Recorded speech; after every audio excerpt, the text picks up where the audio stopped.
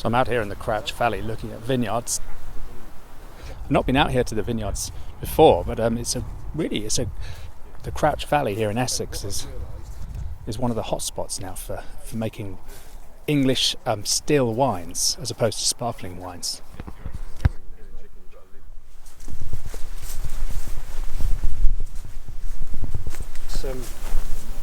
Disc weeder, roller hacker, finger weeder. Yeah.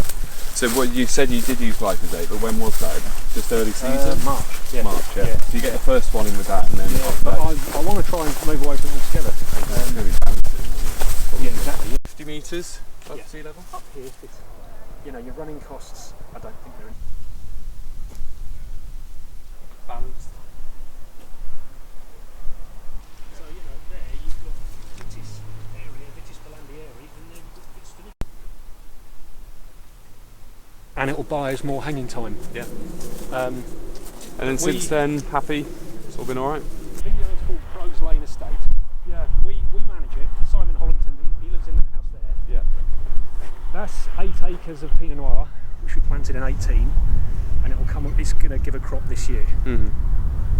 We put another 16 acres in for him, which is that there. Mm-hmm. It's contracted to Danbury Ridge Wine Estate. Right. Near FR155. I know it. Yeah, and then there's 548, got Chablis Clone, and then I think and still lots of different styles. Yeah. 10 to 15% of my production. Everything else is still all Pétillon. So it's not got those carotenoids in the skin cells, and you get. We are at Crouch Valley Vineyard. Yeah. This was planted in 2007. So it's an arable farmer. It's 25 acres in total now. So we've got 7.5 acres here, 7.5 acres the other side of the road, and best part of 10 acres there. Soils? London clay. It's all the same. Everything except Danbury Ridge. Well, that is more sand and gravel. You've got a lot of gravel there, but all of this is London clay. You get a little bit more shading because the fruit is dispersed more throughout the canopy. But it's a freer way of growing grapes, and I think you get a greater leaf area versus fruit ratio, because when we do the trimming, the shoots that face up the way, they don't get trimmed at all. So you see the shoot tips are on there. This was trimmed last week. So it's a very, very different way of growing grapes.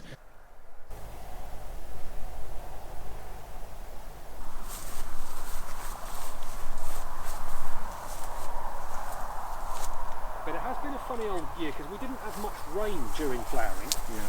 But it was fairly cold, and I think some of the time, because it needs to be 18 degrees for the old germ tubes to elongate sufficiently, and I think there are times where it's gone down below that. Yeah, definitely. Oh, you mean the pollen? So when the pollen lands on the pistil, it's got to germinate and produce a pollen tube. That's right, and it goes down a germ tube down to the seed, and the germ tubes don't elongate if it's too cold.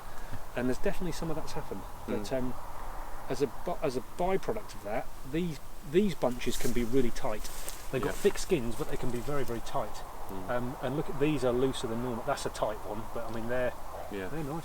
So this is Pinot Blanc here, yeah? Yeah.